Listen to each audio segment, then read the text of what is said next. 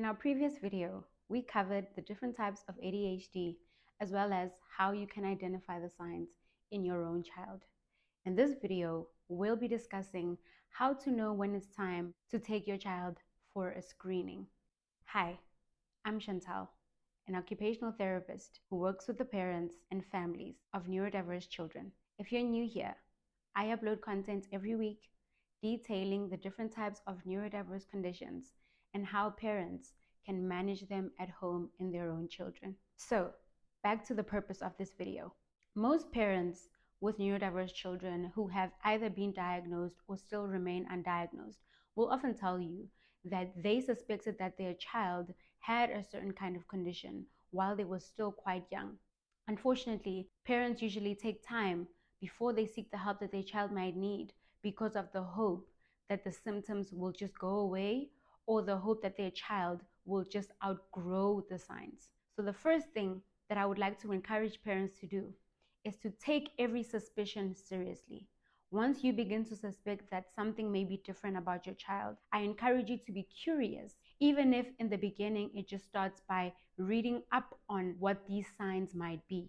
The other thing is to take into consideration the opinions and the thoughts of those around you concerning the behavior and characteristics of your child. Sometimes it can be easy to be defensive because we care about our children and we don't want anybody speaking negatively about them or even mislabeling them prematurely. However, it's important that when it comes to the people that spend lots of time with our children, including relatives and teachers, we take it seriously when they express their concerns, especially if it is a few people in your life that are concerned about the same thing. It's one thing if it's only a teacher that has expressed concern about your child, but if it's both your teacher and relatives and friends, then it's worth looking into. It's better for your child to get a screening earlier on in their life to prepare them for their school-going years. Now, for the parents who might be hesitant about getting a screening because they are worried about the fact that their child will in fact be diagnosed, I want to assure you that early intervention does not equal to a diagnosis. Getting a screening is for the purpose of a parent receiving more information concerning their child.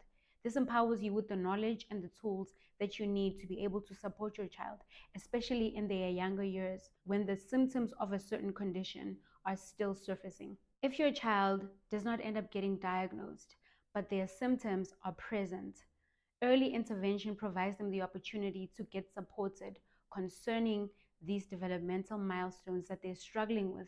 So getting a screening is not for the goal of getting your child diagnosed, but it is for the purpose of clarifying what is happening with your child and how they can be supported both by their family members as well as by the health professionals around them. Now, on to the purpose of a diagnosis. A diagnosis, when used correctly, gives individuals the opportunity to be compassionate and to be patient and to be curious about a child, as opposed to write them off as naughty, disruptive, or problematic.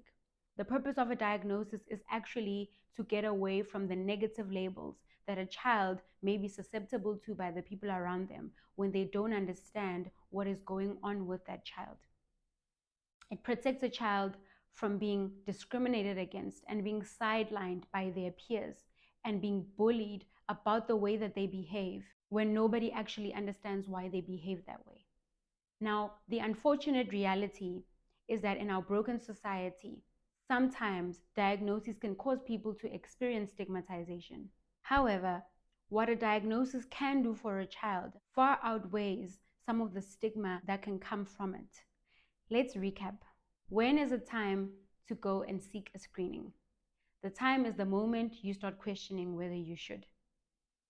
Getting a screening is just a baseline to understand your child and what they may need.